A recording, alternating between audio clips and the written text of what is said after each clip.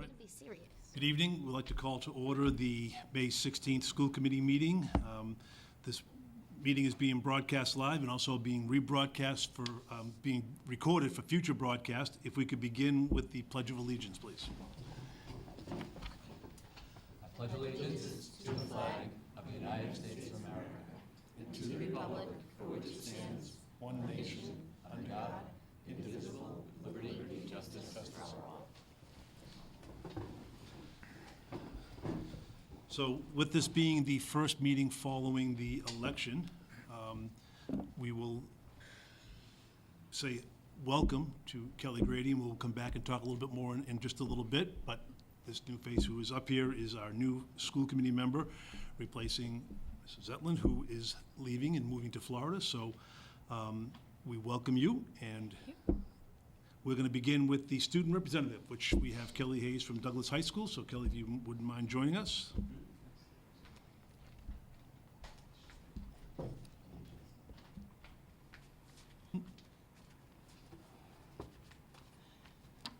Hello. So the days at Douglas High School are coming to a close for the 2017-2018 school year, especially for the seniors whose last day is on this Friday, May 18th.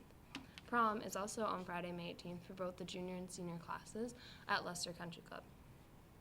Recently, Patrick Pelican and Taylor Catlin, two seniors, were awarded the MIAA Educational Athletics Award for community service and leadership for their senior project, which was a community cleanup day. For an athletics update, the softball team is 10-1 on the season, and Maddie Fluke has reached 100 strikeouts for this season and over 300 in her career, and she has an ERA of .98. The team is ranked 9th in the T&G Central Mass softball poll. For track and field, Trevor Mungem broke the 2-mile school record. Matt Brooks came in second in the class meet for shot put and lost by 1.5 inches. Trevor Mungem also set a school record in the steeplechase and was 10 seconds off for qualifying for nationals in the event.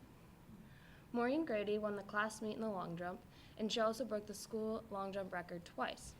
The girls 4x100 team broke the school record as well. Maureen Grady also broke the school record in the 100-meter dash and came in second in the class meet. Along with this, Jenna Keeman has tied the school record in high jump. For baseball, they have 3 wins and they're making great strides in the season. They're a very young team with a bright future ahead of them. Seniors Josh Sear and Brendan Mazzucchelli are in the top 11 hitters for the DVC. Recently, Alexa Gresham and Bryn Hurley both represented Douglas High School at the Girls Women in Sports Day at Gillette Stadium. Along with this, the boosters have made a donation to bring athletic fees down from $225 to $200 for the fall seasons. For manufacturing testing, the MACWIC Level 1 test, DHS had 32 kids who were testing, and they outperformed the average scores of the 32 vocational schools in 5 of the 6 subject areas. On top of this, 157 AP tests were administered at DHS the past 2 weeks, with hopes of passing scores for all. DHS Best Buddies organization is having a yard sale car wash on May 26th at the fire station from 7 a.m. to 2 p.m., and the Special Olympics are coming up on May 24th. And lastly, for seniors, final exams run next week, the 21st to the 24th, with grad week to follow, and at the end, graduation on June 1st. Thank you. Thank you, Kelly. Thank you. A lot going on. Exciting. Thanks, Kelly. So, as Kelly mentioned, quite a lot of stuff going on at this point in time. I heard the name Grady a few times in there, so we will make the association. Thanks, Kelly. Make the association. And also the Women in Sports Day, which was at Gillette yesterday, which was a nice event for our students, which I'm glad that we're getting out to and becoming involved in these activities that's sponsored by the MIA. It's good to get out there and be seen, see what's going on. It's a good learning experience for the students as well. On Friday night, they have their prom, so I know that everything is all set for that. And the kids always are great at the prom, so I'm sure it'll be a great show. You probably noticed as you walk through the main foyer today that the art show is going on. displaying the artwork of the students from Art 1 right through Portfolio. A lot of wonderful displays down there, a lot of great works of art down there. So on your way out, if you have a chance to take a look at it as well, we invite the students, faculty, and parents, if you're in the building, take a look at it. It's up for a few days. I want to say that it'll be into next week that they'll keep it up. If not, it'll probably come down Friday or Monday, I would think. But an opportunity to take a look at it. And it's always interesting, as Kelly was saying, about how final exams are next week for the seniors. Of course, we just turned the page to fourth quarter just a couple of days ago, it seems like, but here we are. They'll be finishing up their exams, and we're, just a couple of weeks away from all of the pomp and circumstance that is the senior week with class night and baccalaureate and then graduation. So it's all will be coming really quickly as the school year comes to an end. So at this time, I will open it up to any public comment or communications from anyone in the audience. Seeing none. Seeing none. I will then move on to the next order of business, which is school committee officer reorganization. So as is the case with the election year, it is time for the committee to make some decisions on a chair, vice chair, and secretary for the upcoming year. And so at this point, I will ask if there are any nominations for chair of the Douglas School Committee. I would like to nominate Brett Argo for chair. Are there any other nominations? Seeing none, do I have I should say, do you have an interest in serving in that capacity? I would love to serve in that. Oh, man. Can I Yes, say ma'am. anything else? At this point, probably not. Do I have a second? Second. We have a second, so let me mark this down before I forget. Okay. All in favor? Aye. Congratulations. So I believe at this point, I am going to ask you to take a seat two to your right, or you can stay where you are, I suppose, for tonight. Sure. And I You believe, just get your choice of seats is actually what it should be, Right. right? We actually discussed it before the meeting. I said, I'll keep my seat in the middle here. central location, very Just- good. I just All feel right. bad about sticking anyone else with it, so. I think at this point, Had it several years. I believe you could take over from here, and you need to get a nomination for vice chair and then a nomination for secretary. Sure. So at this point, I will take nominations for vice chair. I'd like to nominate Jillian as vice chair. I second that. How do you feel about that, young lady? Sure. Sure, why not? All those in favor, I guess, would be what I'd ask. Aye. Aye, there it is. Okay, so. Second term.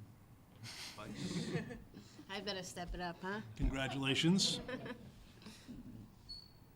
And I And know we're you- supposed to do secretary tonight as well. I don't know if you're interested in keeping it, Julie, but I know that a future board member might be interested, so could we defer on that one? I think you can. Potentially until we have a full board member? So that would Full be board? then on June 6th. June 6th, correct.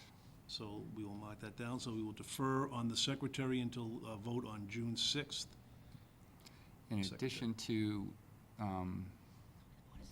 that, I guess, officer position, I'm not sure what to call it, but we'll have some other subcommittees that we'll look to fill out at Right. that time as well. Right, so we purposely did not bring the subcommittees today because we Right. knew that we would want to wait until we had a full board. Correct.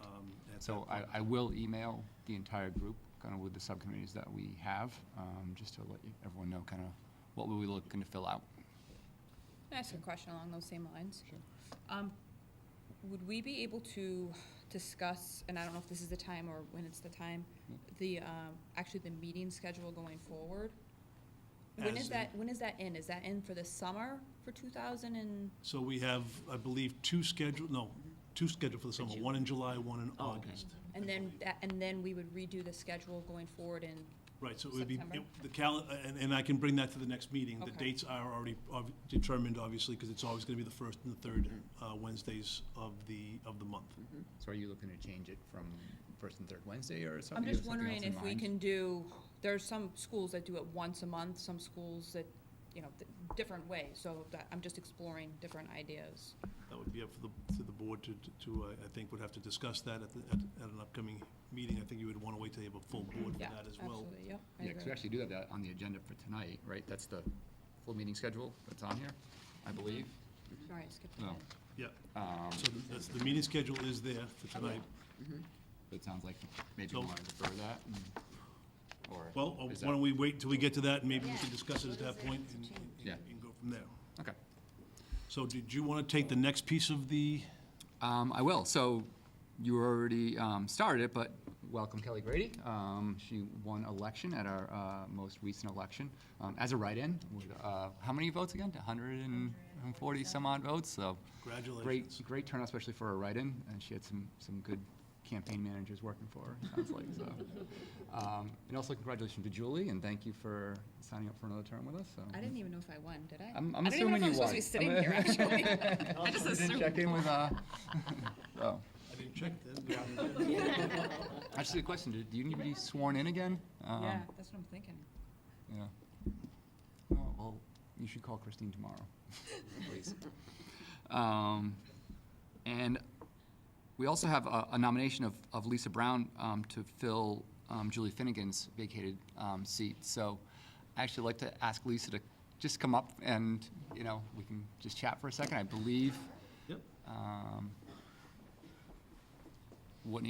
I believe we need to make a recommendation, correct? Correct. And then she'll need to go And a they vote. Board of Selectmen. Right. And So they will if actually you approve assign as your her. nominee, Yeah. then we would bring that information I would bring the information to the Board of Selectmen. Right. So, Yes. thank you for throwing your name into the ring here to join us. Greatly appreciate it. So maybe just give, for folks that don't know you, Sure. I'm not sure how many folks that'll be. You're quite involved with the schools already, There's but plenty. just a little bit of your background and, We've lived here since 2004. I have an accounting background, married, 3 kids. One's a senior in college. The other one's a senior in high school here and a sophomore. And I've been in boosters, band, athletics, academics. My daughter's in special ed, so I think I have Full gamut. full gamut of knowledge and all the bases of there. the school system. So happy to be here. Great. Any So, questions for Lisa? Well, so I would just chime in that Lisa has been instrumental in, along with others, in the work for the athletic boosters, as well as her work in the band boosters as well. So she certainly has been privy to a lot of the conversations, privy to the concerns that have been in place for the last number of years, which we hope will be addressed soon with the recount and so forth. But she does have the background and the understanding of the district, so I think it's a great addition. And I think she'll be a great fit. Yeah, great. And we've been replaced on the booster board, so we're free. Yeah, that's great. You both can replace? Yes. Okay, that's good. Yeah, the only downside I see is that, with the two of you joining, we're gonna lose about 2/3 of our normal public audience. That's true. We need to find some replacements for that, but. Yeah, that's true. But, so I'm prepared to, do we? So, yeah. Yeah. so should somebody else do it, not you? Because Yeah, you're I the think chair. so. So I nominate Lisa Brown for school committee to replace Julie Finnegan. Pending on the Board of Selectmen. Correct, but we have to bring a nominee forward, so this, So we're actually recommending her to the Board of Selectmen with so this we would need a nomination. second on that and then a vote. Second. Okay. Any questions? Any discussion? Okay, all those in favor? Aye. Okay. Good. Any Thank opposed? you. Sorry, That's it. I'm new to Very this good. stuff, so. We will bring that information forward tomorrow to the Board of Selectmen's office so that they will be aware that we have a nominee. I think their next meeting should be before our next meeting, Yes, I believe that is correct. So, and it'd be great if you could be there for that meeting, but I think they might be able to do it without you as well, if there's any kind of conflict, so. Okay, great. Good. So, next up, we have the superintendent's report. And Okay, looks like we're so just- always a highlight of the school year is the opportunity to explore the 4 handbooks in detail, and for you to be aware of any changes that are going into the handbooks. You probably see that there is an extra table at the front of the room. So the process is going to be that we are asking Mr. Vega and Mr. Romano to present the first part of this, which would be district-wide, and then they will talk about those that are specific to their school, and then we'll do all the other schools from there. So in other words, my point is that there are a number of these that are being added to all the handbooks, so they'll cover those first, and then they'll talk about anything additional that's specific to their own individual school. So, come on up, kids. They look like kids.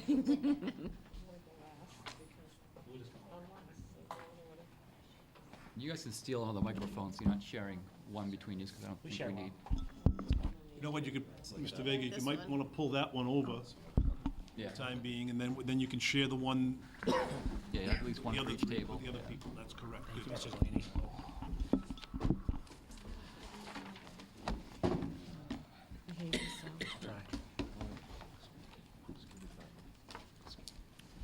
Let me go first. Oh, yeah. All right, so one of the efforts that we did with the handbooks was to put in essentially like common language to all of them for policies that run throughout the school. So there's consistency between primary to elementary to middle to high school.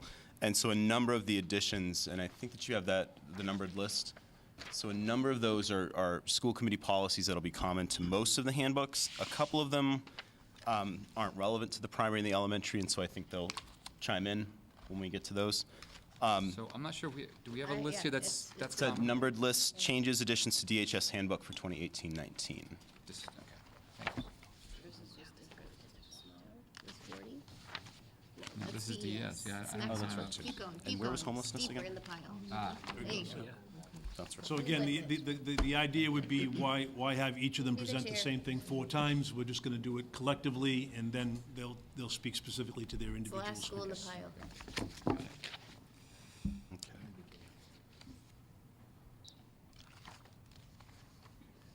Okay, so I think I'll just go down the list, and you can speak to some of the new things. I'll speak to some of the common things. So our first thing, just the name, date, and title changes throughout.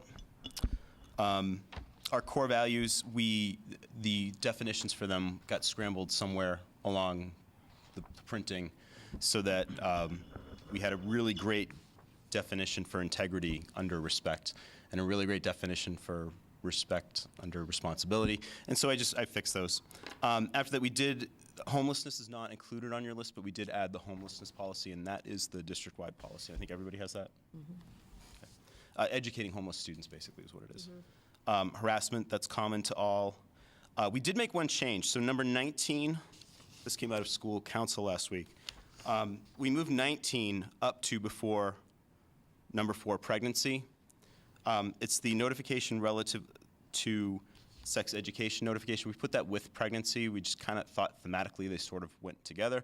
And we put the notification of sex education before pregnancy, which, you know, maybe one thought was prevents the other. Thought that was a poignant thing that they brought up. Alcoholic beverages and drugs. What was the change that we did? Yeah, what we did was, we added juuling and vaping to that. We originally had it with the smoking and tobacco, but we thought since, we really don't know sometimes what's in those, and it's becoming prevalent in all schools, it's epidemic, so we moved it over to the drugs section of paraphernalia. So that's where that is now. And if I could just interject, at the most recent superintendent's meeting, we had an opportunity to meet with people from CVS. As you know, CVS does not sell cigarettes or tobacco products in their properties. They have begun a program that will afford education within the schools, but also they have links directly to stopping smoking cessation programs that are also something that we would make available to any and all students who might be involved with it. But my purpose for raising this is that each and every superintendent is experiencing the exact same conundrum. It is universal, and I would venture to say that it is universal across the nation. And one of the things that CVS brought forward that I was amazed at, and I don't have any of the jewels or any of those things, but the collection, what they put in there is the equivalent of a pack of cigarettes. When you smoke an entire tube or canister, whatever it's Juice. yeah, it's like smoking an entire package of cigarettes. That's a frightening, because how many of these are they, during the course of the day, are kids smoking? So all it is a new delivery system for nicotine and addiction. And so there's clearly out there, it's obviously a concern. The other piece of it is that they make it so that it is obviously, just like Joe Camel and the Marlboro Man 50, 60, 70 years ago, they are advertising it, marketing it as, to make it attractive to young people. Then the last piece that was of concern is that they flavor the smoke, the steam, and those are all synthetic. So not only are you smoking the nicotine, but you're also ingesting the synthetics that are the flavorings as well. So clearly a significant issue, and as Mr. Vega mentioned, they also can be a device for putting in, whether it's THC, liquid THC, or other drugs can be put into those and smoked as well. So it is a growing concern. Perhaps it's taking the place of the opioids, and it's going to be the new issue for us to deal with. But it is clearly a significant issue, and we will be confronted with it quite a bit. I know that Mr. Vega will tell you, Mr. Romano will tell you that they have seen it in the high school, and we have also seen it down into the middle school with very limited exposure, but it has been an issue down there at one point this year as well. So it is a major concern. And you guys do not have it in your handbooks at this time, the elementary and the primary school. Thank you, I'm sorry. Oh, that's okay. So the searches of cars on school property, I don't know that you guys have that in there. You don't have student drivers, but we just referenced the district policy in that, the school committee policy for that, in that one. But that was not in the handbook previously, so Right. we're documenting it now so that the policy is actually in the handbook rather than asking people to go to the policy manual. It's in there. So the memorandum between Douglas Public Schools and the Douglas Police Department was added, and that is a new memorandum between the sorry, I'm on cold medicine, between the Douglas Police Department and the Douglas Public Schools. I was having trouble saying DPD and DPS. That is a new policy, so that policy is referenced in there, along with like the roles of the school resource officer. There's a policy down to number 9, security cameras in schools, that was added in. It essentially references back to the district's policy on that, the school committee policy on school cameras. If you come on premises, you are subject to video surveillance. And if I could jump in for a second, Mr. Romano, the memorandum is an updating of the memorandum that had existed, but was not actually in the handbook, but it was in place. It had been approved by school committee a number of years ago. This is an update of that memorandum. We also did not have anything really referencing our school resource officer, and now that we have the consistency with it, we wanted to add that into the handbooks as well. I think all the schools added in the number 10, the advertising in schools. This is the policy, the district policy added into the handbook. Everybody has that now, right? Mm-hmm. Yep. You get organizations who want to try to sell things at schools, through schools, and with that comes some advertising in our policies to not allow that. Community use of buildings, we again referenced the school committee policy and put that into the handbooks. To try to clarify when the community comes in to use our buildings, what are the obligations and what are the expectations that come along with that. Animals in schools. Essentially the policy that's there is that no animal will be brought in without the permission of the building principal. Is that everybody? Okay, so you can't bring in your pet rabbit to show off without the permission of the principal. There's a service dog exception, but that's per district policy. And it has to be a certified service dog, that sort of thing. But just to kind of keep random animals from being brought on campus as classroom pets or as, I don't know, show and tell type Of things. thing, right? So, and the other piece of that is that, as you know, the policy existed, but it was never really referenced in any of the handbooks. So it was in place. We just thought because there have been instances where people have asked to bring animals in, we figured we should put it into the handbooks so that they realize what the district's policy is on bringing animals into the building. So moving down to number 13, the academic dishonesty, cheating, and plagiarism. We just added, second to last bullet, we added communicating through shared documents, because kids can share documents and work through it that way. Using online translators or math solution apps or other technology. It's not approved by the teacher. They can use their phones these days with all the apps they have to try to find the answers, which we are starting to run into. Graduation advancement requirements. Just talks about juniors required to take phys ed, physical education. They'll get 2.5 credits. And they need a total of 8.5 credits in 4 years. It was 4 previous, but it wasn't in there. Mr. Vega, can I just jump back in for a second? Absolutely. Academic dishonesty, cheating, and plagiarism is in all handbooks, or is it just in the high school and the middle school? I think it's not a common definition. You guys don't have it at all? Okay, so I think it had been, I think what we did was that was a high school policy that we then updated. I did a thing with the staff of, what changes do you think we need to add to that? Because, as students become more innovative with technology, they also become more innovative in using technology for bad things. And so we were trying to sort of stay ahead of and make something, language that was more all-encompassing. So I can share that with you guys if you'd like. And I would think that it's the same for number 14 as well, the graduation is only a high school? That's only for us, yeah. So did you graduation. say that that's not in the elementary school, anything about plagiarism? It's just not something that's appropriate for that age level, is that why? I mean, it does happen, but is that why? Yeah, we haven't had it happen. Since I've been there, it hasn't been an issue that's come up, which is why it's never been added in. I don't think it can hurt to have it in there, but it's not something that happens. Certainly not at your school. No. Yeah, I was just thinking that maybe they couldn't understand that. Yeah. Failure, of course. Failure, of course, we had the credit recovery program. It has to be a program approved by the guidance director. After that, And we have, specific to your building? yes, the dual enrollment program, obviously specific to our building, has to be approved, have to have an interview with the principal and the guidance counselor. We just added that there. I think in the 12th year program. Yeah, we actually have had a 12th year program. No one really has taken advantage, I shouldn't say that.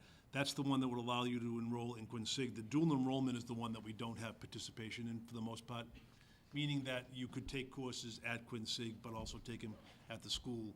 It's just, because of the location, it's just really difficult. So we have not had anybody that, in the 10 years that I've been here, do dual enrollment, but we never had a policy.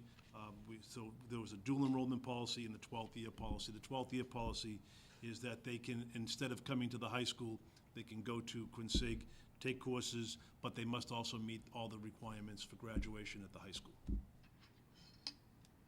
The Career and Technical Cooperative Educational Opportunities. This is a statement basically that we are in compliance with Mass General Law, Chapter 74, which mandates opportunities for students to participate in vocational education. So this includes our partnerships with BVT and Norfolk Agricultural Program. So students in grade 8 can opt to apply to those programs.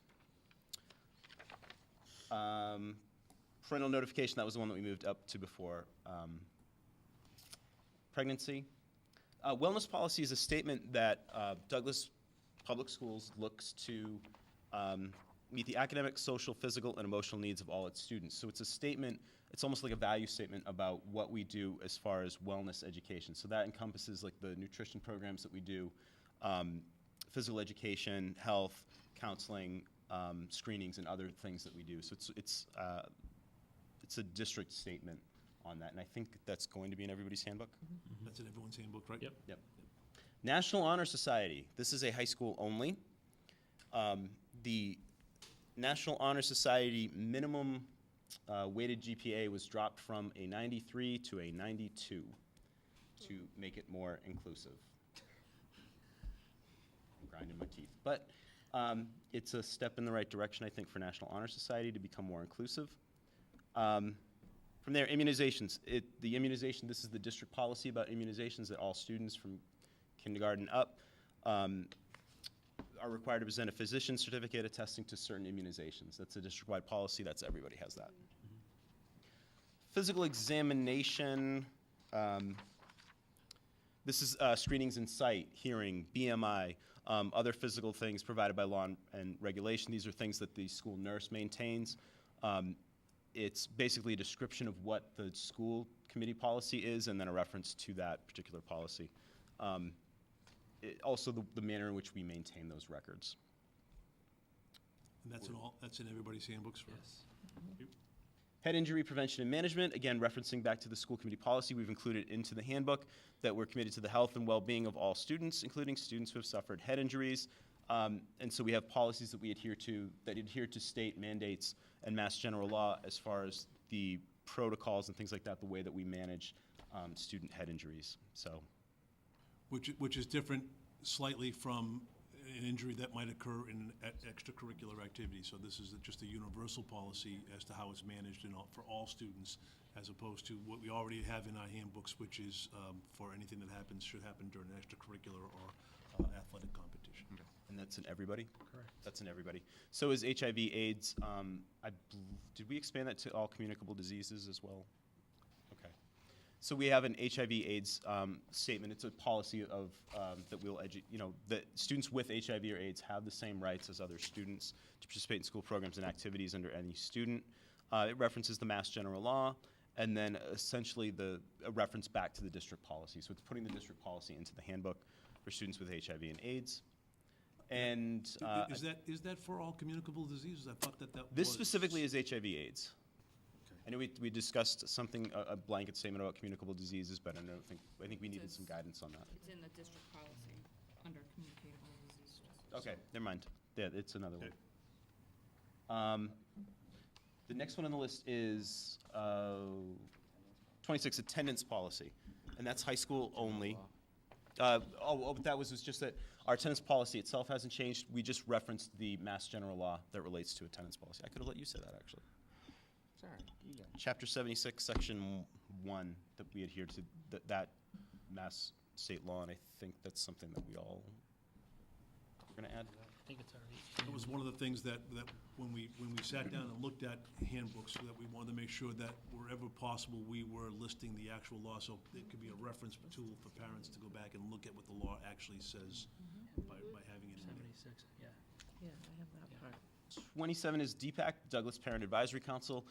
This is another thing that's common to all, that the DPAC is open to all parents, and it focuses on special education, and they have regular meetings to discuss improving education for children with disabilities. Is maybe the way to describe that, and that's common to all. Truancy, unexcused absences from class. I'm sorry, do you want this? So we just added, students cut a class or skip school, that they're not going to be able to receive credit for any work that they've missed. We've come into one problem at one point where someone skipped a class and they thought they would be able to make up the work.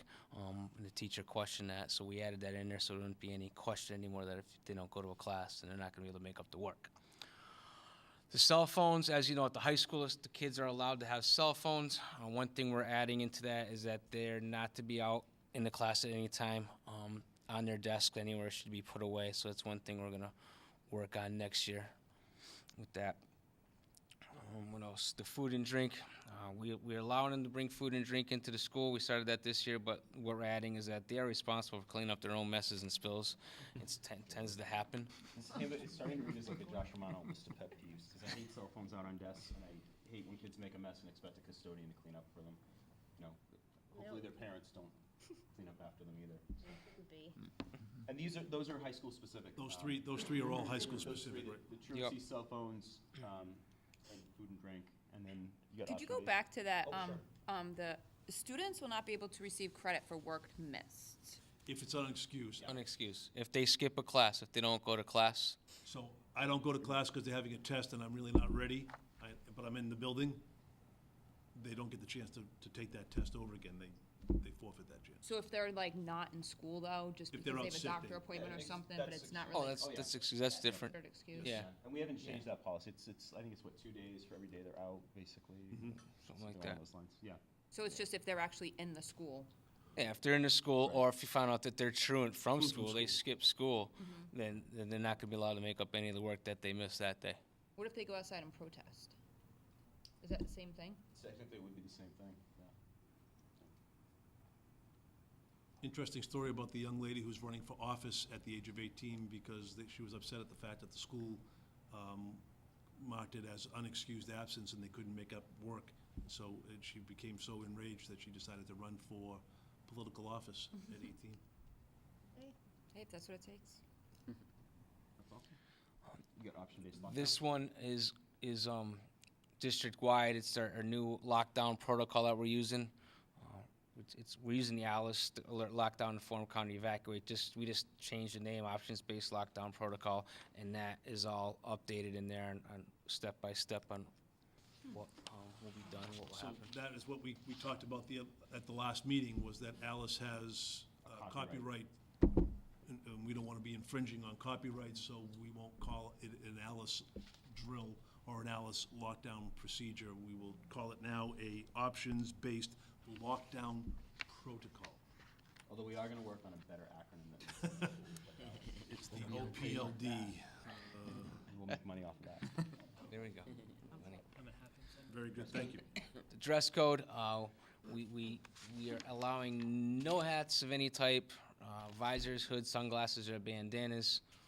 Some kids, we were allowing kids to wear winter hats this year. We took a poll with the teachers, and it came out to the fact that teachers want no hats whatsoever of any kind in the school. So we put that in there, and we'll get with that next year. Also, the backpacks was another big issue that teachers are having problems with. So we did have to have a cinch bag, certain dimensions.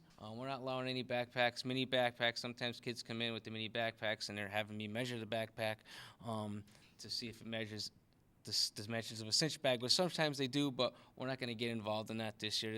You can bring the backpack in, but it's got to be left in your locker all day long and have a cinch bag to bring books and whatnot back I and just kind forth. of feel the adults' time in the building can be better spent educating children than measuring backpacks. So I Cinch bags. It'll be cinch bags now. Can I just go back for a second? Yeah. The truancy, unexcused absence specific to your building, the high school building, not any of Yes. those? Yes. Okay. You The put that cell in. phone, electronic devices, I know the middle school. school has a policy on cell phones, but this policy, what they have in their handbook is not in your handbook, or it is?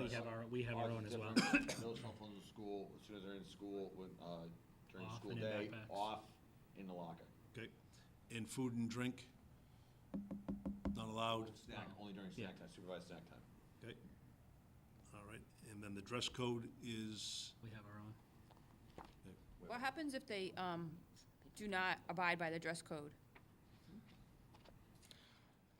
Because that's not in here, so I'm just curious. So typically, this is my approach to it, is we'll typically have a guidance counselor talk to them, tell them that they're out of compliance with the dress code, ask them if The they young can lady. come up with something else to wear. See if they can get something from home. Thing that I did in previous schools was we had school, like T-shirts with the school logo on them that a kid could get, and we had sweatpants with the school logo on them that the kid could get. So they still looked wicked cool. They were just more covered. Or I thought they looked cool. Okay, But that's cool. That's a good yeah, answer, though. that's kind of the. Okay. We haven't. the other option is that you would call a parent, ask them to come in with a change of clothes. Right. That's what we Meet usually. with the parents as well, which is usually one of the things that we do, unless they have Is- something and they're not gonna fight you on it, and they're gonna go change. So some of them have things in their gym locker that they can go get, a pair of sweatpants and a sweatshirt or Do something. you want to speak to that? Yeah, speak more a little bit on that. The whole dress code is a slippery slope thing. You see it all the time on the internet about other school districts and what they've done. I just read an article recently. I think it was a girl in New York. It was an 80-degree day, and she wore a tank top. Her arms were showing, and she was reprimanded for it. And they made her put a long sleeve shirt on. And she asked why, and the person that reprimanded for her said, "We just don't want to see your arms." You know, we don't want to end up in the news. So we're kind of, we're very careful. We'll talk to them, but we just want to. It's a slippery slope. The dress code is always a difficult one. The good people at the ACLU also will knock on your door on occasion as well. It's also a big gray area too. So like the thing that I always tell kids is like you should probably dress for school the way you dress if you were going for a job interview at Dunkin' Donuts or something. Or going to your grandmother's house. Right. And if you meet that standard, then you're probably okay. The other big problem is that I think you see a lot of schools get in trouble when they have a double standard by gender. So, like a young lady is reprimanded for wearing a tank top, and then a guy's wearing a tank top, and nobody says anything. And you know, I actually think I don't think I know. When I looked at the data at the end of my time at my previous school, I had twice as many reprimands for male students than the ladies for dress code violation. But that was like saggy pants and stuff like that. You know, so you just have to make sure that you have a consistent standard. And I think, you know, for me, it's the would you go on a job interview at McDonald's dressed like that? And if you wouldn't, then you probably shouldn't be wearing it at school. I don't want to belabor it, but like for the middle school, I know like kids will say, oh, we can't wear that because it has to be a certain length, certain size. Like they have it ingrained in their head. And, you know, They'll break it. they probably do. Right. But at least it's something. I just don't want to get in that the they business talk of about, measuring but- kids' skirts Right, and right. straps and things like that. It's just Spaghetti straps, halter tops, midriff. The torn jean thing was a bit of a cause consternation. And now apparently, we have it written ours, we've quantified a lot, but 6 inches above the knee, it's supposed to be, anything above 6 inches is supposed to be covered. Well, apparently now they don't make female clothing for a teenage girl You know? They don't. that is anything less than 12 inches of parents, so so we're fighting the inability for parents to buy clothing that's compliant with a dress code because of fashion. So I've had, I don't mean to hijack this, but it is, No, we have it it's- written, we have it quantified, and then parents say, I can't buy that, Mr. Delaney, I would love to comply, and we're all for adhering to the rules. None of the fashions, when I take my daughter, comply with this. They don't make jorts anymore, right? Or I buy them, and then in 3 months, my kid grows 3 inches. Right, that's the other piece. They do grow. Just isn't, so, But they're guidelines, and it's good, you know. The other piece of it is any offensive language and also anything that promotes alcohol, drugs, or otherwise can't be worn as well. That was the initial start of it, and so forth. Congratulations, Mr. Delaney. I believe that was probably the first time at school committee meeting that the word jorts was used. Might be the first proud to be part of that moment. the first time this decade the word jorts has been used. I struggle just matching my ties to my shirts, so it's. I've We had just to. got Mr. Romano to stop wearing his members-only jacket, so. Have you seen that Tiger Hey, we're gonna TV? move on now. Moving on now, here we go. Thank you, So Mr. Day. number 33, participation in activities after absence or during suspension. So we added in there that on a Friday, if a student's absent or unexcused, they may is the key word, not be allowed to participate in a weekend activity. That depends on, administration. If it's something, I don't know, it's going to be our decision. If it's nothing bad, then we'll obviously probably allow them to play. But that's why you put the may word in there. We don't put will, because that obviously means that they definitely can't play. They can discuss it with us, and we'll figure it out. So. Class dues? Class dues, yes. So, the advisors all decided that right now class dues for high school, each class is $50 Oh, good. per year. So Had this we want conversation, right? we want to lower them to $40 per year, and they're all in agreement with that. Main reason being is when they're graduating, they have so much money in their class accounts, and they shouldn't have all that money in there. So we figured the first step would be to lower it to $40, and we'll see where that goes. Obviously, if they still have too much money in their account, then we can look at lowering it again. And I don't know if that's something that the school committee needs to approve or propose it. So we would need to formally propose a $40, a drop to $40 at the high school, and then have you vote on it. So we'll formally put something together for the June 6th that will allow you to consider it and then vote on it. If you recall, just to give a little bit of the history, this goes back a few years, actually probably about, Cindy, how long since we got rid of the stage? 5-6 years, Oh, easy. right? So at one point, the senior class was responsible for the cost of securing a stage for graduation, which was somewhere in the area of around $4,000, $4,500, and then some additional chairs to go on the stage. It ended up being about $5,000. As you know, we use the staging that's in the auditorium. That cost no longer is being incurred by them, so now, right off the bat, they're 5,000 ahead on their final totals because we're not making that expenditure. So that was one of the reasons why there was a change in that. And so the thought process was to talk to the advisors, and I know that Mr. Vega and Mr. Romano met with the advisors. The committee had asked us to look at a possible change in the dues structure because there was really no need to have such a large amount left in their account. So what normally would happen if that 5,000 was being used, they usually had about 5,000 left in their account after all their expenses were done, and that was put into a bank account for their first reunion. Now you ended up having additional monies, $10,000 or $11,000 in there, and so they were buying gifts, and that's what also led to this was a little bit about there is no expectation that the dues money would be used for buying class gift. There is no expectation that the class buys a gift. Now, if they fundraise and raise additional monies and they want to leave a gift, they certainly are able to do that.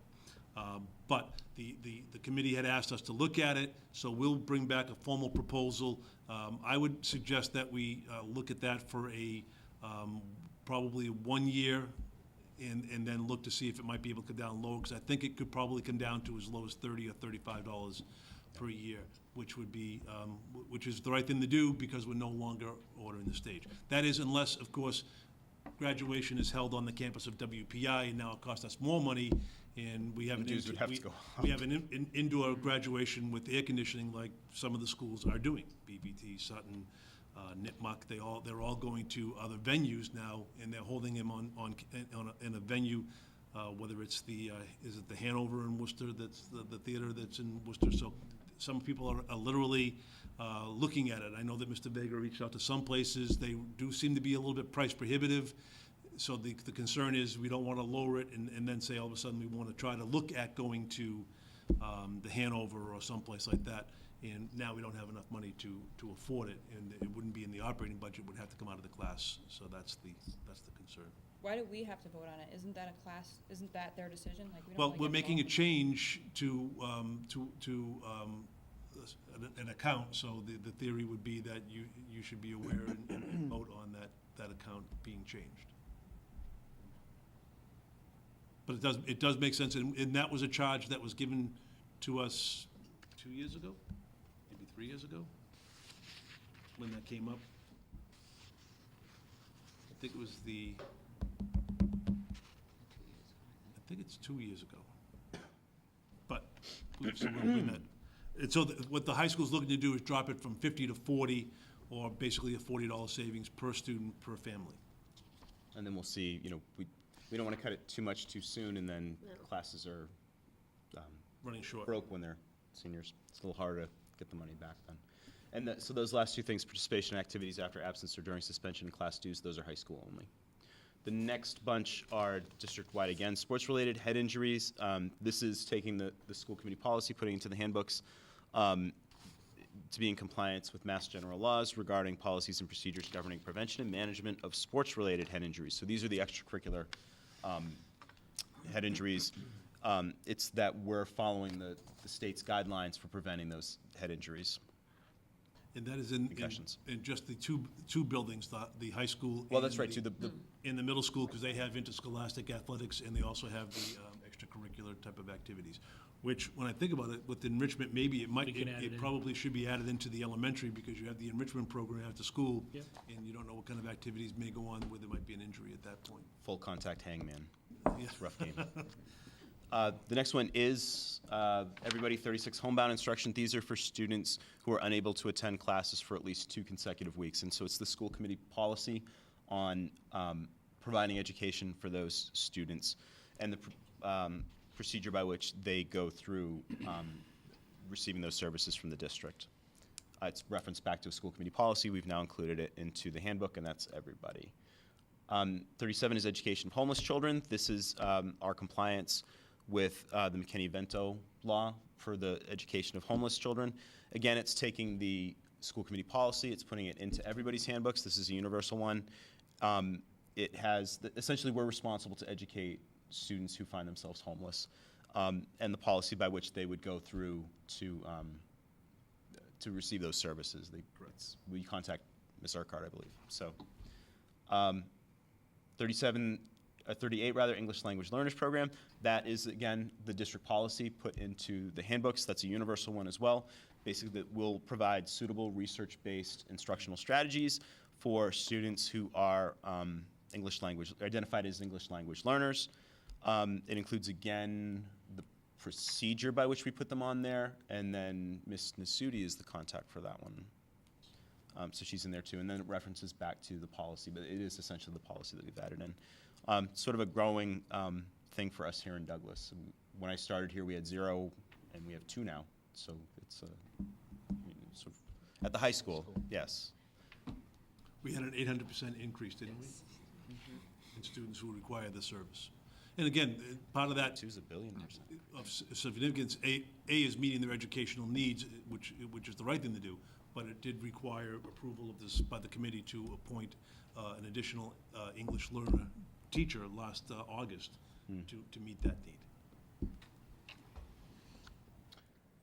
39 is risk assessment. So that basically is a statement, and this is a universal, I believe. Yes. In cases where a student threatens the safety of themselves or others, that we may require a risk assessment by a qualified registered support program before allowing the student to continue attending school. So it's a statement about what we might require for a student who has demonstrated or stated intent to harm themselves or others. And the last thing for all is the physical restraint.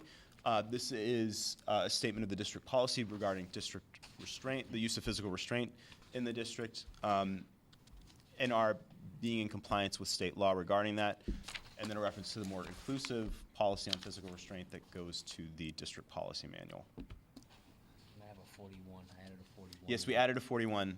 We made some changes gave to you the the high extra school copy. discipline chart. That's, yes. that Mr. So I Bailey gave you gave that you. copy. So the thing we added in there was the vaping and juuling again. Right now, it's just a 1-day in-school suspension, way we have it, because it's still under the smoking, but for next year, starting next year, it's gonna be 3 days out of school suspension, then it goes to 4, then it goes to 5. But with that CVS program that Mr. Mans had mentioned, they have a cessation program, so it's possible we could, if a student is willing to go through the cessation program in lieu of the suspension, we would do that if they were to want to do that, agree And to that. the primary goal, getting them to stop Sure. rather than to send them Right. out of school for 3 days, just so they can smoke. Because they'll go home and they'll be juuling anyways at home, so, it's, but that was the Now, last thing I had. we Oh, no, have we 3 made it additional schools, Disruptive behavior. but that was a lot. And I don't know if you wanted to, if there's anything that the committee would like to This used to say, ask about before we go on to the Cafeteria. additional schools, or otherwise. That's my Again, deal. the majority of I shouldn't say, anything that is inclusive in all of the handbooks were things that we felt needed to go into everybody's handbook, or it was a specific reference to a Mass General law that we wanted to make sure that was in there, so it could be a point of reference for parents. But they were all policies that were in the district policy manual. Right, so the next 2 schools don't have to go over all of those that. That was the idea behind that, but I didn't know if you had any questions on any of that before we move on to any of the. I do. Just generally, it seems like we're referencing a lot of district policies in the handbooks now. Should we be including the entire district policy in our handbooks, all the district policies, or is this the most effective kind of means? You're targeting the ones that are an issue and come up as questions, and we're good enough where it is, or is there a more effective way of us dealing with district policies? Right, so, and it does say in the handbooks that parents should reference district policy manual. The reason why we put them in there is because these are things that we're seeing, and therefore we're responding to, and it just made sense that we added them finally. In other words, instead of a parent saying to us, well, I didn't see that in the handbook, the theory is that most districts in the state, and which actually is a good point, maybe a good segue at this point, the goal behind this was to make it as inclusive as possible and to take the high school handbook, which I think we've discussed at school committee meetings previously, and to have it assessed by our attorneys to make sure that it is reflective of what should be in a school, a district-wide handbook, to make sure that we're in compliance with Mass General laws and so forth. So that's why the other piece of it was to make it as inclusive as possible, so that the expectation would be that those questions that need to be asked will be found in the handbook. If there's not, then they can go to the district policy manual. Because if you know the district policy manual, I need a wheelbarrow to get it in here, because it is voluminous, to say the least. Okay. Very, very extensive. Thank you. Yep. So if there's nothing else on that, I think we would go to Mr. Delaney to talk about any additional things that are exclusive to his. There's one more district-wide one that I don't think we hit. Which one did I miss? We updated the non-discrimination policy district-wide. Right. There's one additional protected class that is not included right now, which is homeless students. So we've all added homelessness into our non-discrimination policy district-wide. Right, and that is something that Neely presented and Laura presented to us when they reviewed the CPR audit, and that was one of the areas that we were cited is on a couple of our documents. They did not have the protective class of homelessness, and so thank you, Mr. Cedarbaum. Yes, that was added into our non-discrimination policy, so it complies with state standards as well. Can I ask one Yep. question, please? Sure. About could you give me an example of somebody who had an unexcused absence on Friday, but then was still allowed to participate on the weekend? I understand the idea of having may in there so you can look at individual circumstances, but I'd just like a kind of a clarification on. So I think the only example that really comes to mind was there was a student who had been sick on Friday and hadn't been able to get a doctor's note in time to excuse the absence, and then had, I want to say there was a track meet over the weekend, an indoor track meet. And so the mother said she was going to take him to the doctor, she would get the note, but didn't have the note that day. So I made that exception to say, yeah, no worries. Okay. So it technically was an unexcused absence at the time, and then we allowed the student to participate. Can't say for sure they brought in the note, but I think Ms. Peck would have told me if they hadn't. That's the one that comes to mind. Can you think of another one? That's the one that sticks in my mind. The other one that was raised at one point was if I was out of school on a one-day suspension, and that one-day suspension was a Friday, and I completed my suspension on Friday, could I then compete on a game on Saturday or on a Sunday, or could I be in the parade on a Saturday or a Sunday? And again, that's another example of where the advisor or the coach, or whatever the case may be, would reach out to the building principal for a decision on that. And that has happened as well. I think maybe once in the 9 years that I was here as the principal, but it did happen once. Okay, thanks. Okay, Mr. Delaney? Mr. Delaney. Just to run through, just very quickly, some of the things that were, as Mr. Cedarbaum said, we updated our non-discrimination policy to include homeless. We added the pregnancy language. We felt it was appropriate for the middle school level. We adopted also the definition of drugs, controlled substances to include the vaping and drug paraphernalia.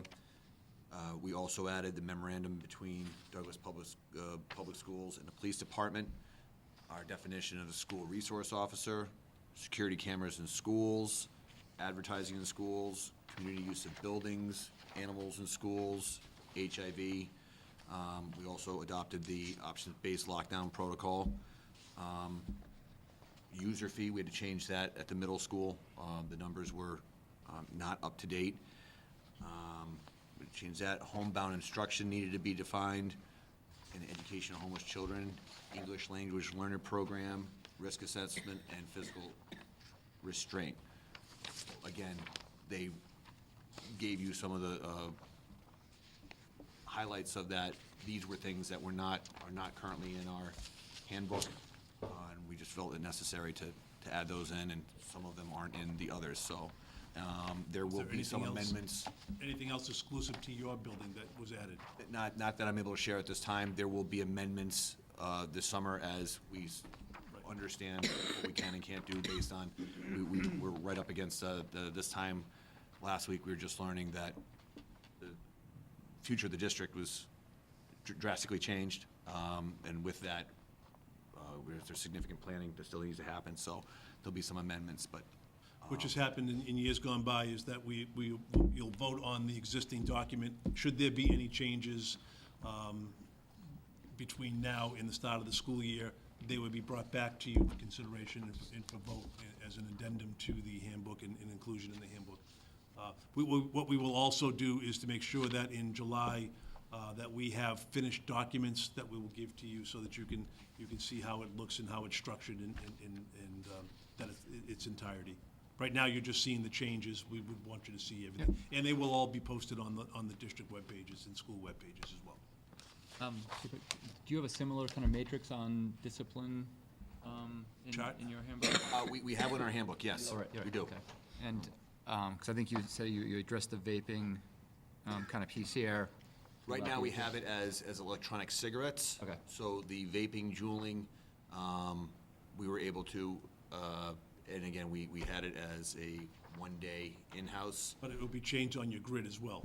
That's correct. The discipline piece of it will be changed on your grid. And maybe go back to you, Mr. Vega. This is first, second, and third offense, I guess, Yeah, across because I here? only Yeah. printed out the second sheet, there's a top part to it. Right. But it's the safe Sounds good. paper, right, there's the part that. We don't have the number of offenses. We have level, at what level. Okay. And then we have a litany of options that the school can exercise. And that's been in your handbook for years. Right. Thank you. Good, thank you. Mr. Cedarbaum, the elementary school. So in addition to all of the district stuff that the high school mentioned, I have added in one line from the high school manual, again referencing bus conduct, so referencing the district policy as far as transportation policies.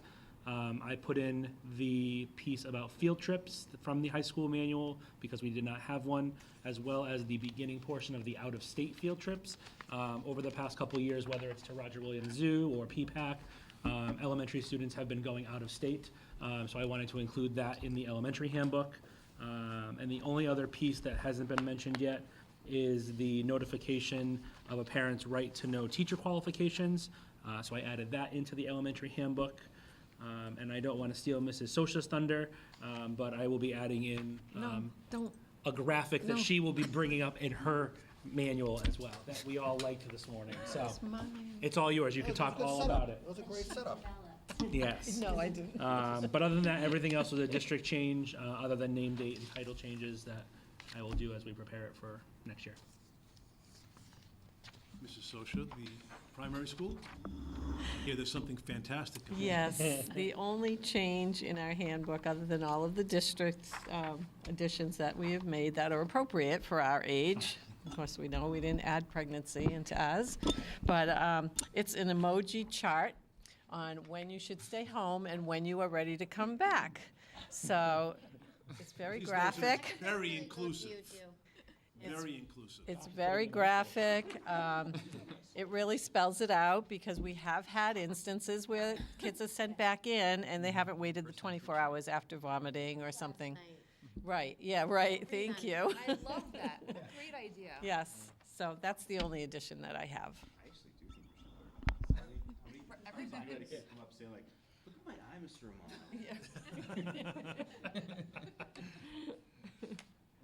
Okay, so I believe that is everybody, and I guess we would turn it back over to you guys. Are there any specific questions that you would like to ask and so forth? And again, you will have an opportunity, we do need to vote on them as of tonight, but then the issue then becomes that we would bring them back to you for a final perusal and any addendums that you would be able to consider as well.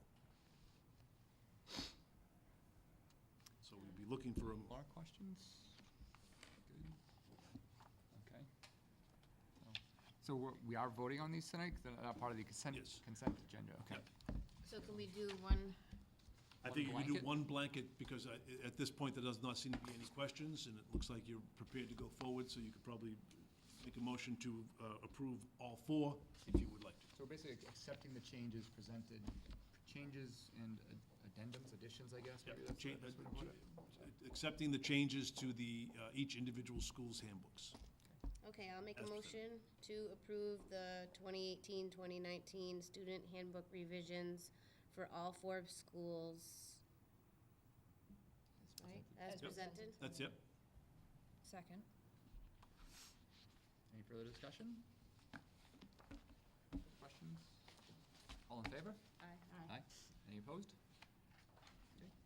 So if I could thank all the administrators, including our two special educators who were here as well, for their time and energy spent on this.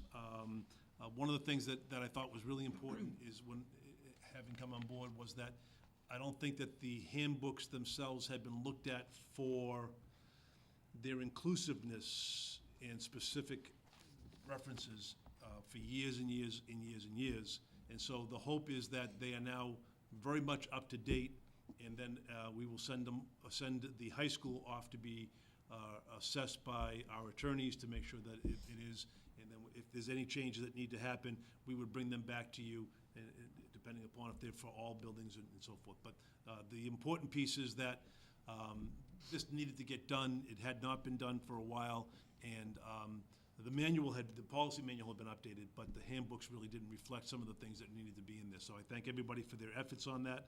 Thank you. Also Lauren as well for all the things that I made her type and so forth to get them together for you. So thank you all, and thank you, everybody. Thank you. It'd be nice if we had an interactive way at the beginning of the school year for people to actually read them other than just sign a paper. Yep, read it.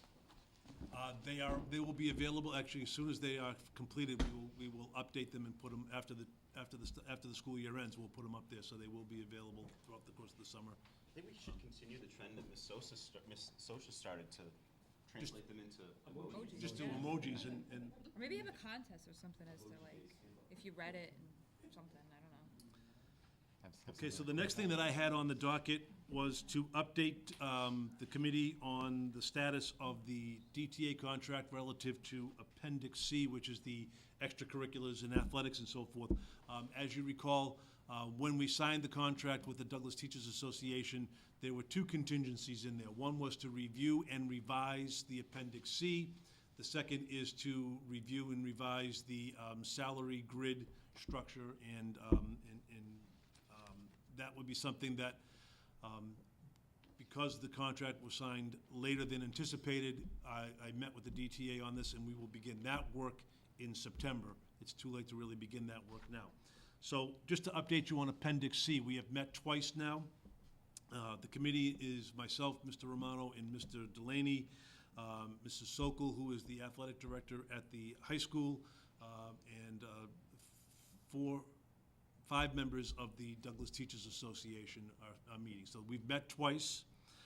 The goal was to find those things that are no longer being used, because it was crowded. So we'll be bringing forward to you, once we're completed with this, hopefully on the June 20th meeting, those groups or activities that are no longer in place.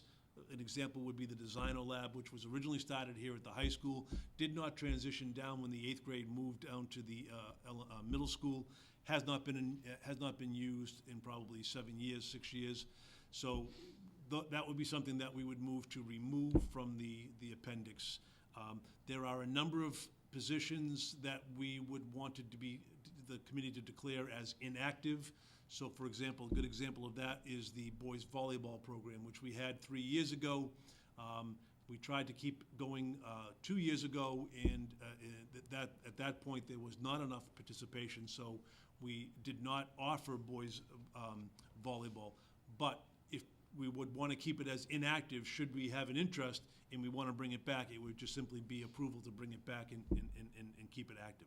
So there are those as well. So there's no longer in use that we would want to declare removed from Appendix C, those that we would like to be declared as inactive but be recorded there, just to remove them from the general structure, because it's pretty encompassing. So, and we've also broken it down by individual school, and then by individual athletics, and then a section for extracurriculars. So it's a little bit easier to navigate Appendix C. So that was the other piece of it. So we will be meeting again before, I think it's the 30th of the month, to look at the final drafting of it. And they have also put forward, I believe it is a total of 8 proposals that they would like the committee to vote on relative to some programs. So, for example, there is an interest to have a drama club at the middle school. Presently, we have a drama club at the high school. If you recall, at one point, we had the choral show choir. Show choir existed at one point. There is an interest to bring back what used to be the 8th grade play here at the high school, but when they transitioned down, that ceased to exist. And now they would like to make a proposal to implement an 8th grade play or a drama club for the middle school. I think we said for middle school, I don't remember if we said specifically for 8th grade. There's some other things. So, for example, some of the salaries that are in there were put into effect many, many years ago and were not part of the revisit that was done 7 or 8 years ago and had not been looked at roughly for the better part of a decade. And so some of them, they would like to see if they could be updated. And I would tell you that they're modest in nature, but it probably is the right thing to do is to visit them and look at whether or not those salaries would be adjusted going forward. I believe the whole total package would be an increase of, I think it's about $11,000 total for all of the things that they're looking to have, that they're proposing for the committee to review. So that will be coming forward to you on the 20th for your vote, so we'll get that information to you once we finalize the next meeting on the 30th. And that is everything that I have under the superintendent's report at this time. Thank you. Mr. Chairman. Thank you. All right, next on our agenda, we have our school committee and subcommittee reports, which I believe we don't actually have any. We have it down here listed accounts payable report, but we do not have an accounts payable report available at this time. I don't think we've had accounts payables signed since our last meeting, so that'll be addressed in our next meeting, I'm sure. Following that, we have our consent agenda. So we have our minutes of April 25th, 2018. Anyone have any questions or comments on the minutes as they're presented here?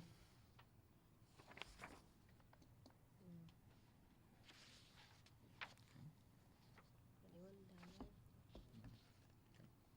So I'll entertain a motion. I'll make a motion to approve the school committee meeting minutes for April 25th, 2018. Good for a second. Second. Thank you. Any questions? Nope. Further discussion? Nope. All in favor? Aye. Aye. Opposed? Abstain? Abstain. All right, those are approved. Thank you. And then we have our 2018-2019 school committee meeting schedule. So back to your discussion. Yeah. Maybe I'll Well- let Mr. Maines kind of kick it Right off for and the then we can calendar, get through it. thinking that we So. need to do some adjusting.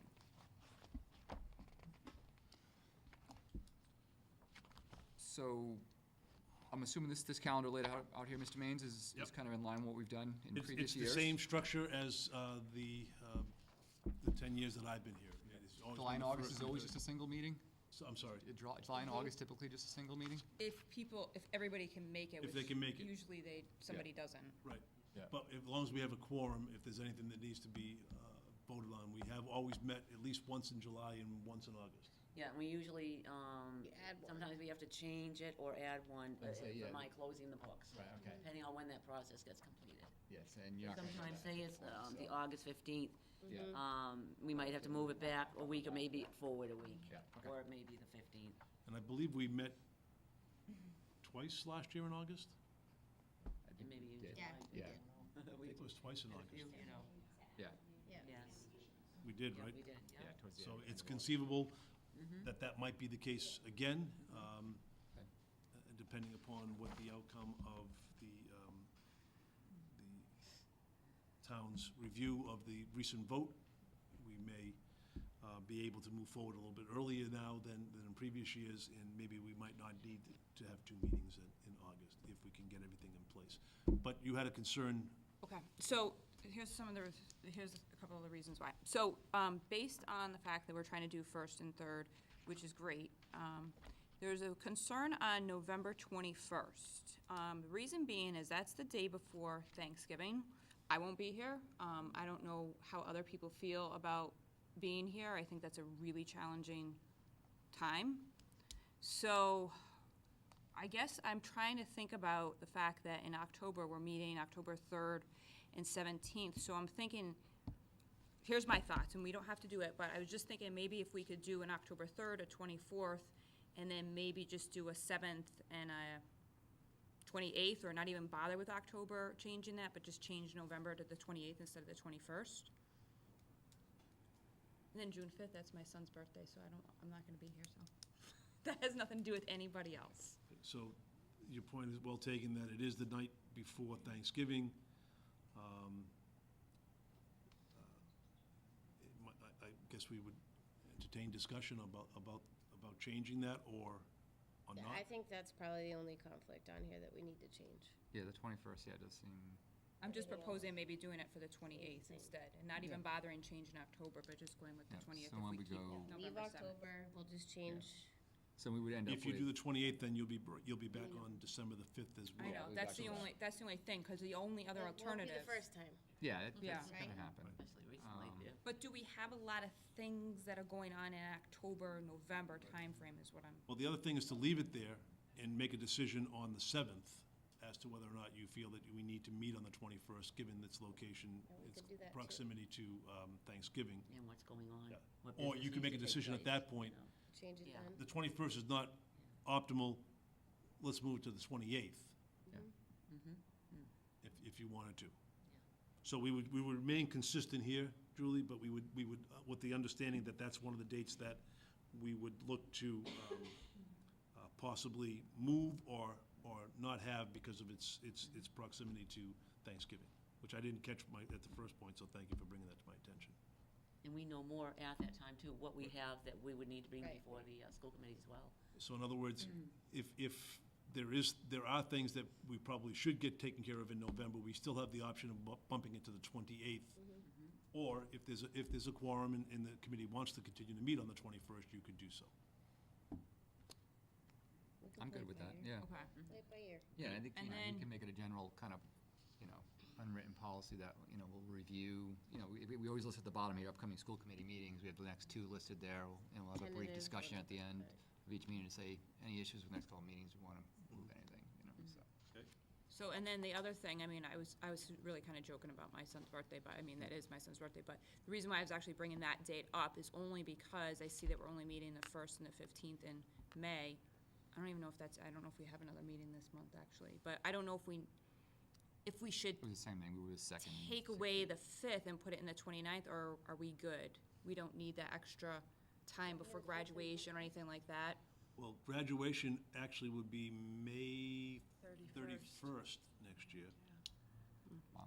So that, having a meeting that last week of May wouldn't work Not feasible. for But those that of would be us the- who that have would- seniors. Okay, so that's great. But I So will good say point. this, All that right. every year that I can recall, we've had a meeting, because I remember, tell me if I'm wrong on this, but we had a meeting, we had class night on Tuesday, school committee on Wednesday, baccalaureate on Thursday, That's- graduation on that's Friday, tough. and I a think- total okay. collapse I'd like on to not do Saturday. that. Yeah, let's not do that. Yeah. That is to not do that. Yeah, Especially with the there's number that not would be. quite a few, but there's, every year, there's at least a couple months where there's 5 Wednesdays, and we only Yeah. meet the first and third, and the fifth one's, you know, so we end up with a 2-week break in between there, which is, I think, Welcome. fine, you know? Or it gives us a chance to make up if, you know, for some reason we'd missed a meeting due to, you know, Or there's that. So that was weather or basically whatnot. my So comment. if you would like, I'll make a notation of the 5th, and perhaps we can have a cake, and you could ask your son to come worry about along, me. and we'll do a happy birthday and a cake. Yeah. We It do was that. just the November one was the big concern. Okay, all right. So I think I don't know, does that have to be voted on? I don't think it has to be voted on, right? It's under our consent agenda. So I it must think, have to be voted, yep. Mr. Chairman, So- did we vote on this? Former Mrs. Chairman, did we vote on this There's before? no harm in doing so, Yeah, so. so we can vote on it and deal with it when it comes up, Yeah. Okay. you know? So if I we- think that's guess fair, we should yeah. vote to So approve. I'll make a motion to approve school committee meetings for 2018 to 2019 as presented. Okay, we have a motion, I'll second it. okay, and a second. Any further discussion? Okay, all those in favor? Aye. Aye. Any opposed? Abstain? Okay, we're good. All right. Next on the agenda, School Business and Operations Manager Report. This evening I have for you, I don't have any transfers, but I do have some reclassifications. We did get, you'll notice something a little bit funky looking here in the far right-hand corner there.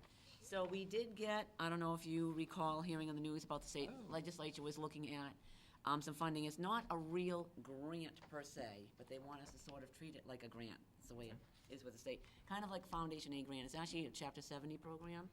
So we did receive $5,595. We just got notification just over a week ago. So, which was good.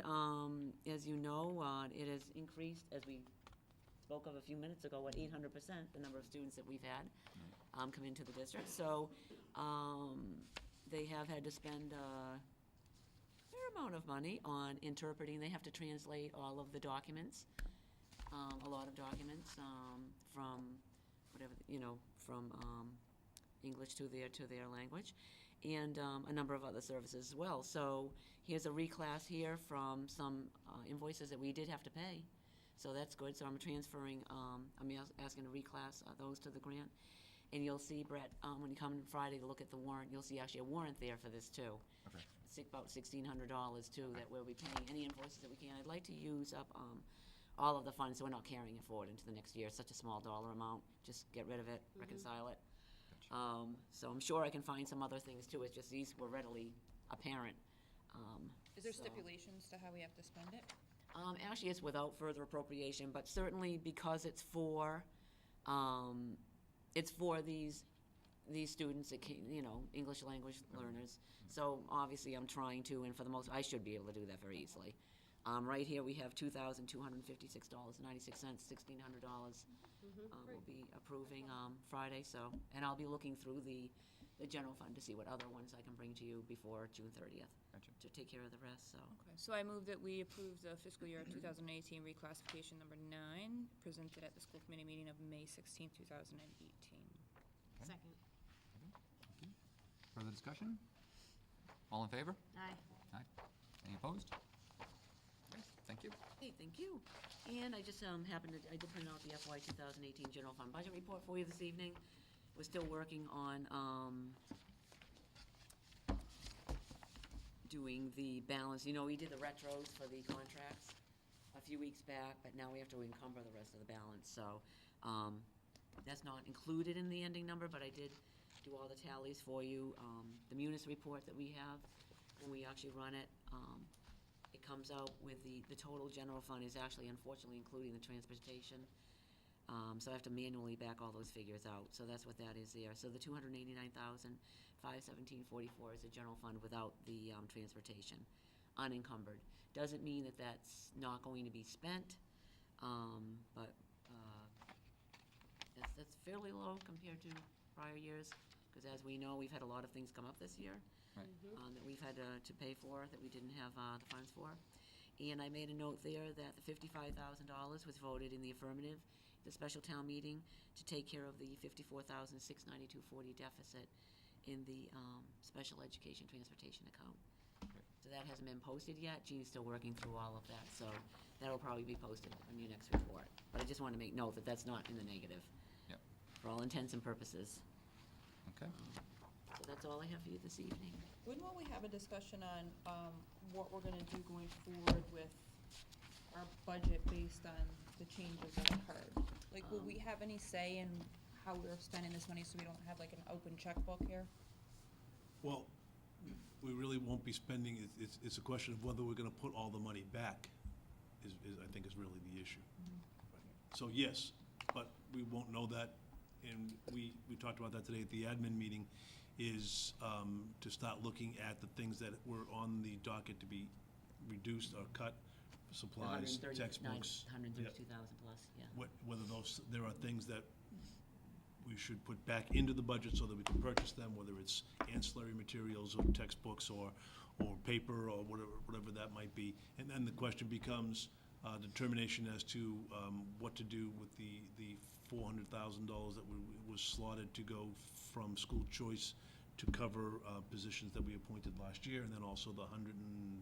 $111,012, I think Yeah, it was. in $111,000 circulator. is to go with. So what we would look to do, much like we did last year, is that the admin team will sit and look at and make a recommendation for you to, as a committee, to review and decide what you think is the right thing to do with regards to that dollar amount, the 650, 646. 640,000, I don't know, so many That was numbers. approved Somewhere in in there. the override vote. So my sense would be that would probably be on the 20th of June, probably? Yes, because we actually we have to don't have it know to Jean by the Whether 21st. we have it or not at this So, point, yeah, until they do the recount. right. So once we know, then we would need to sit and do the same thing that we have done in the past years. We would come, we would present to you our recommendations, and then you can make your determination as to what you think we should or should not do. And then another follow-up to that is I know we had a discussion about moving forward with Dr. or the Samuels, Samuels. right. And I know it was also kind of based on waiting to see what happened. Right. So I spoke with him just recently, and interestingly, just as a sidelight, he's an interesting individual. I called to speak to him, but he put me on to the phone with his architect. Say hello to my architect. It's sort of like, okay. But we ended up talking about the grammar school and the interest in that. And so I told him that it was a contested vote. I anticipated it would be a contested vote, as it turned out it was. And that I would be getting back in touch with him. The next step was that I was hoping to arrange a meeting that would take place in my office with regards to some of his people to sort of explain the details of all of it before I bring it back to you. And then for also for us to be able to get our questions answered from them as well. So that is still in discussion. And while I'm actually doing this, I will apologize to Aaron at the Orchard in Douglas. I did not have an opportunity to give him a call back because he was also inquiring about it as well. So I will reach out to him tomorrow. I didn't get a chance to call him back today. But it is still again, tentative, but my sense is that once I meet with him, then I would need to come back to you, and we would need to make the appropriation. I believe I mentioned at the time it was $6,900. Is that what he was looking for to begin the process, and then find out exactly what the details are. So my hope is that it is viable. It helps us to address the concern with students who maybe we can keep in district as opposed to going out of district. I did hear from a couple of residents with children in the district who reached out. They had read the moving forward document. It's on the website, and were interested and thought that they were hopeful that this might be something that might come to fruition because it might allow them to keep their child in district. Exactly. And that's why I'm bringing that up, because Yep. a lot of people are going to be making some very difficult decisions in the next few Yeah. weeks, months. My concern is that I don't know how I don't believe that we can get this online for the 18-19 school year anyways. I think we're looking at the 19-20 school year, because there's just way too many details to be ironed out at this point in time. You can't be just throwing it together. But I do know that Uxbridge and Northbridge are on board, and they are going forward. They continue to make progress on the plan, but they are looking for a third school to join them, and that might be us. But overall, in general, the moving forward, looking forward, I think is helpful to people that, not just that plan, but in general as to what we're doing Right. with the override once we figure out what's going on. And so when we come back, in regards to your original question, when we come back to you, you should know that everything that we're gonna be talking about is the things that were in that moving forward presentation. Not something new or unique. It is what we had talked about as objectives that we'd like to address. So that's what we would be bringing back to you, would be stuff that we've extrapolated from that plan for the first year, and then, with the plan going forward for year 2 and year 3, should we be fortunate enough to remain stable and solvent, we could implement them over a period of a couple of years. Hopefully quick. At what point do we start making decisions on our acceptance of school choice? Okay, so that would be something that we've accepted, that we do have school choice. What we would need to do is come back in the summertime. I think we did that in July, but I could be wrong. We did do it over the summer. Yeah, after we decide. I think it was in July, and then when we have what we consider to be pretty solid numbers per grade level. Right. And teaching assignments, then we would come back and at that point, you would vote on close kindergarten, but open one for no more than 3 students and so forth. So that would be something that we would do in July, because then we would want to get letters out to parents that indicate that their child has been accepted. Great. That's one of the things that we do in the July meeting, I believe. It was July last year. Okay, thank you. Yep. Okay. I do not believe we need executive session tonight. God, I'm hoping we don't, because I do have a hard cutoff at 8:30, so I'll be leaving. In that case, In that case. no, but I would